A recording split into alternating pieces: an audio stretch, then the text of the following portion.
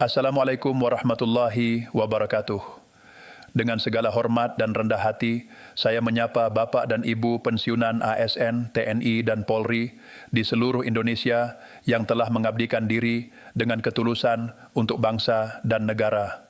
Semoga Allah Subhanahu wa Ta'ala selalu melimpahkan kesehatan, ketenteraman batin, kelapangan rezeki, serta perlindungan dari segala mara bahaya kepada kita semua dimanapun berada.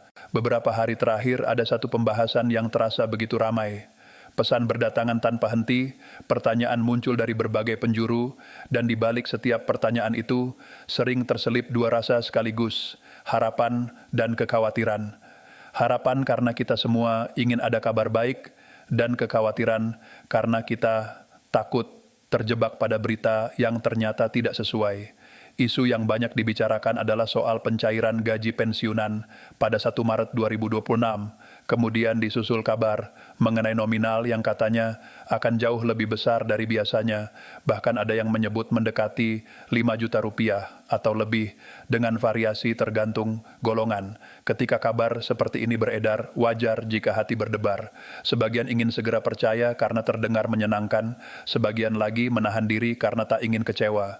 Karena itu, sebelum kita membahas lebih jauh, mari kita tarik napas dan menenangkan pikiran. Informasi tentang gaji, tunjangan, atau penyesuaian pendapatan memang selalu cepat menyebar, apalagi bila berdekatan dengan bulan suci Ramadan, momen yang sering membuat kebutuhan rumah tangga meningkat. Di situ, berita apapun mudah menjadi besar, yang awalnya kabar simpang siur, dalam hitungan jam bisa berubah menjadi kepastian menurut versi orang per orang. Ada yang menyebut sudah resmi, ada yang berkata sudah ditetapkan, ada pula yang menambah narasi seolah ada bonus khusus sebagai berkah Ramadan. Maka sikap yang paling aman adalah menempatkan diri di tengah, tidak menolak mentah-mentah, tetapi juga tidak menelan bulat-bulat. Kita perlu bertanya dengan tenang, apakah ada dasar resmi, apakah sumbernya jelas, dan apakah informasi itu memang bisa dipertanggungjawabkan. Di sini, saya ingin mengajak Bapak dan Ibu memahami persoalan dengan cara yang rapi dan adil. Kita tidak perlu terburu-buru menarik kesimpulan, karena urusan hak dan pembayaran selalu berkaitan dengan aturan. Yang paling menenangkan bukanlah kabar yang terdengar indah, melainkan kepastian yang punya pijakan jelas. Dengan cara itulah kita menjaga hati, tetap lapang, dan pikiran tetap jernih, meskipun isu di luar sana terus berubah-ubah. Hal pertama yang sering membuat banyak orang keliru adalah menyamakan antara jadwal pencairan dan besaran yang diterima. Padahal ini dua perkara berbeda. Jadwal pencairan berkaitan dengan mekanisme penyaluran bulanan, sementara nominal berkaitan dengan perhitungan yang mengikuti regulasi. Jika keduanya dicampur menjadi satu, yang muncul biasanya kebingungan. Ada yang mengira jika cair tanggal 1 berarti pasti naik, padahal tidak demikian. Maka mari kita pisahkan dulu agar pembahasannya tidak kabur. Tentang jadwal pencairan, selama ini sistem pembayaran gaji pensiunan berjalan dengan pola yang sudah sangat dikenal. Disalurkan setiap tanggal 1 setiap bulan. Penyaluran ini biasanya melalui PT Taspen dan mitra bayar yang bekerja sama, baik lewat bank maupun kanal resmi lainnya. Pola ini bukan hal baru, ia sudah menjadi rutinitas yang bertahun-tahun berjalan. Karena itu, kabar bahwa gaji pensiunan bulan Maret cair pada 1 Maret 2026 pada dasarnya mengikuti pola normal yang sama. Ini poin yang penting untuk dipegang. Tanggal pencairan tidak otomatis berubah hanya karena ada isu yang beredar di masyarakat. Lalu muncul pertanyaan yang sering membuat banyak orang resah. Apakah isu kenaikan bisa membuat pencairan menjadi mundur? Apakah mungkin ditahan karena menunggu keputusan baru? Kekhawatiran seperti ini manusiawi, apalagi ketika informasi simpang siur berseliweran, namun pembayaran rutin bulanan memiliki alur dan ketentuan tersendiri. Ia berjalan dalam sistem yang sudah disusun dan lembaga penyalur bekerja berdasarkan aturan yang berlaku. Karena itu, selama tidak ada pengumuman resmi yang menyatakan perubahan mekanisme, maka pencairan rutin umumnya tetap berjalan sesuai pola. Jadi, Bapak dan Ibu tidak perlu membayangkan yang berat-berat lebih dulu. Pegang dulu yang pasti, hak bulanan disalurkan sebagaimana biasanya. Setelah urusan jadwal lebih jelas, barulah kita masuk ke bagian yang paling sering membuat salah paham, yaitu nominal. Inilah bagian yang biasanya paling ramai dibicarakan karena menyentuh langsung kebutuhan hidup. Ada angka yang disebut-sebut 4 diam 900 ribu, lalu muncul juga angka 5 juta, bahkan berkembang hingga 8 juta, tergantung golongan. Angka besar memang menggoda dan wajar jika banyak yang bertanya-tanya. Tapi justru karena menyangkut angka, kita harus lebih teliti, sebab angka sering digunakan sebagai umpan agar orang terpancing. Banyak pesan berantai menampilkan nominal tinggi, tetapi tidak menjelaskan konteks. Apakah itu gaji pokok saja, apakah sudah termasuk komponen lain, apakah itu angka untuk golongan tertentu, atau angka yang hanya muncul dalam kondisi khusus. Perlu kita pahami bersama, besaran gaji pensiun tidak sama untuk semua orang. Ia dipengaruhi golongan terakhir saat masih aktif, masa kerja, jabatan, serta komponen perhitungan yang melekat pada masing-masing penerima. Karena itu, ketika ada kabar gaji pensiunan bisa 4,900 ribu, yang lebih tepat adalah angka itu mungkin terjadi pada kategori tertentu, bukan angka yang merata untuk semua.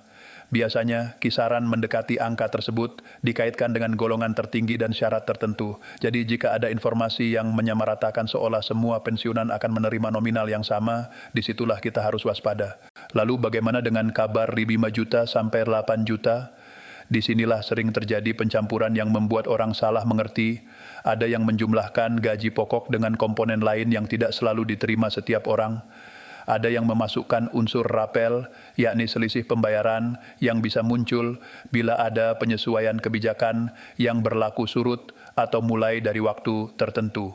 Ada juga yang menambahkan tunjangan tertentu tanpa menjelaskan apakah tunjangan itu benar-benar berlaku untuk semua atau hanya bagi kondisi tertentu. Bahkan ada pula konten yang sengaja membuat judul bombastis, sementara isi penjelasannya tidak sebanding dengan klaim di awal.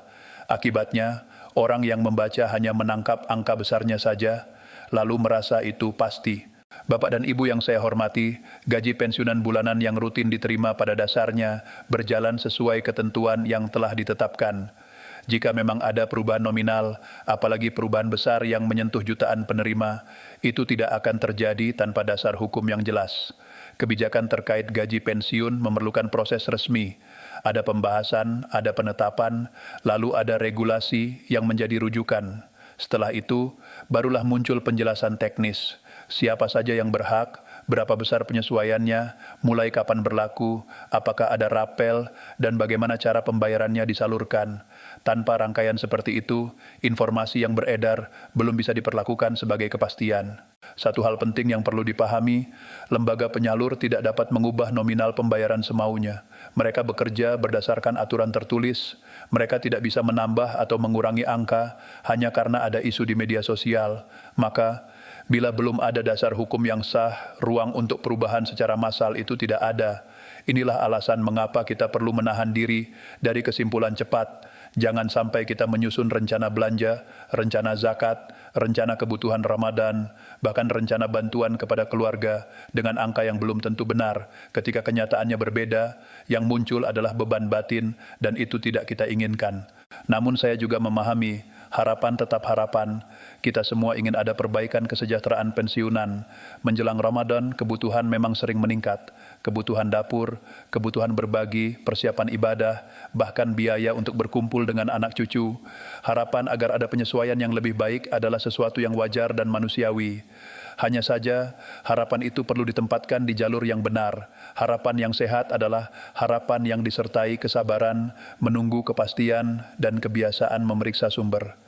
Dengan begitu, kita tidak mudah dipermainkan oleh kabar yang hanya lewat lalu lalang. Jika kita ingin melihat gambaran yang lebih realistis, kita bisa memahami bahwa kisaran nominal pensiun memang berbeda-beda. Secara umum, golongan lebih rendah cenderung berada pada rentang yang lebih kecil, sedangkan golongan lebih tinggi berada pada rentang yang lebih besar.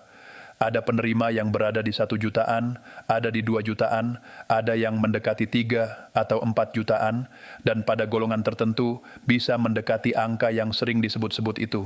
Tetapi sekali lagi, itu bukan angka tunggal yang otomatis sama untuk semua orang. Riwayat setiap orang berbeda, sehingga perhitungan akhirnya pun berbeda. Di tengah derasnya arus informasi, ada baiknya kita membekali diri dengan kemampuan mengenali mana berita yang patut ditahan dulu. Biasanya, informasi yang meragukan memiliki ciri tertentu. Judulnya sangat meyakinkan, tetapi isinya berputar-putar, tidak menyebut dasar hukum atau rujukan resmi. Ada yang berani menulis dipastikan cair, tetapi tidak menyertakan pernyataan pejabat atau regulasi yang jelas. Ada pula yang mencantumkan angka besar tanpa menjelaskan siapa yang berhak, sehingga semua orang merasa termasuk. Bahkan ketika diminta sumber, jawabannya samar. Katanya, info grup atau kabar beredar. Sementara informasi yang benar-benar resmi biasanya lebih tertata, ada rujukan, ada kejelasan tanggal, ada mekanisme, dan tidak bertentangan antara satu kanal dan kanal lain yang kredibel. Karena itu, langkah yang paling aman adalah menunggu informasi dari kanal resmi dan media yang dapat dipercaya. Saat kebijakan benar-benar ditetapkan, jejaknya akan jelas. Akan ada penjelasan yang bisa ditelusuri, bukan hanya potongan kalimat tanpa asal-usul. Dengan memegang prinsip ini, kita menjaga diri dari kegaduhan dan menjaga sesama dari kebingungan. Dalam keadaan seperti ini, saya mengajak Bapak dan Ibu kembali pada prinsip sederhana yang menenteramkan, bedakan kabar jadwal cair dengan kabar nominal naik. Jadwal cair itu rutinitas bulanan yang sudah berjalan lama. Nominal naik adalah kebijakan yang butuh aturan. Jadi, meskipun pencairan berlangsung pada 1 Maret 2026, itu tidak otomatis berarti terjadi perubahan nominal. Bisa saja semuanya berjalan normal seperti biasa, sementara isu kenaikan masih berputar sebagai rumor. Kita tidak boleh menggabungkan dua hal itu menjadi satu kesimpulan besar tanpa pijakan yang kuat. Mari kita rapikan lagi agar tidak ada ruang bagi salah paham. Untuk pencairan bulan Maret, pada dasarnya mengikuti pola bulanan, sekitar tanggal 1 melalui jalur resmi yang selama ini digunakan. Jika ada penyesuaian teknis karena faktor hari libur atau operasional, biasanya itu hanya menyangkut teknis waktu, bukan menghilangkan hak. Sedangkan soal isu nominal yang katanya naik besar, sampai ada pengumuman resmi yang disertai dasar hukum, posisinya tetap sebagai informasi yang belum pasti. Adapun angka mendekati 4.900.000 lebih tepat dipahami sebagai kisaran yang mungkin terjadi pada kategori tertentu, bukan angka seragam. Sementara angka 5 juta sampai 8 juta perlu disikapi dengan hati-hati karena sering muncul akibat penggabungan beberapa komponen atau klaim tanpa penjelasan. Bapak dan Ibu yang saya hormati, ketenangan adalah kunci yang sering dilupakan. Kita boleh berharap, tetapi jangan sampai harapan mendahului kepastian. Kelola keuangan rumah tangga berdasarkan nominal yang selama ini pasti diterima. Jika nanti ada kebijakan baru yang benar-benar resmi, maka itu menjadi tambahan yang disyukuri, bukan sesuatu yang sudah terlanjur dihitung, lalu membuat hati goyah ketika tidak sesuai. Cara berpikir seperti ini membuat kita lebih kuat, lebih stabil, dan lebih siap menghadapi apapun. Saya juga ingin mengingatkan dengan penuh kasih, berhati-hatilah ketika menyebarkan informasi. Kadang kita ingin berbagi kabar baik agar teman-teman ikut senang. Namun bila kabar itu belum jelas, ia bisa menimbulkan gelombang harapan yang tidak sehat, lalu berujung pada kekecewaan massal. Biasakan menahan jari sebelum meneruskan pesan. Tanyakan dulu pada diri sendiri, sumbernya jelas atau tidak, rujukannya ada atau tidak, dan apakah informasi itu bisa dipertanggungjawabkan. Jika belum, simpan dulu. Menahan diri bukan berarti kita menutup diri dari kabar, melainkan kita sedang menjaga ketentraman banyak orang. Pada akhirnya, sikap terbaik adalah seimbang, optimis tanpa naif, kritis tanpa sinis. Tetap berdoa sambil tetap memeriksa, menjaga harapan agar tetap hidup, tetapi menaruhnya di tempat yang benar, yaitu menunggu kabar resmi. Pegang yang pasti, tunggu yang sah, dan kelola yang ada dengan bijak. Dengan prinsip ini, isu apapun yang datang tidak mudah mengguncang kita, karena kita berdiri di atas pijakan yang kuat. Demikian penjelasan yang bisa saya sampaikan terkait pencairan gaji pensiunan per 1 Maret 2026 dan isu nominal yang ramai dibicarakan. Semoga Bapak dan Ibu semakin jernih dalam menyikapi informasi, semakin tenang dalam menata rencana, dan semakin kuat dalam menjaga keluarga dari kegaduhan yang tidak perlu. Terima kasih atas perhatian Bapak dan Ibu semua. Semoga Allah Subhanahu wa Ta'ala senantiasa menjaga kesehatan, memberi ketenteraman, dan melimpahkan keberkahan dalam setiap langkah kita. Wassalamualaikum warahmatullahi wabarakatuh.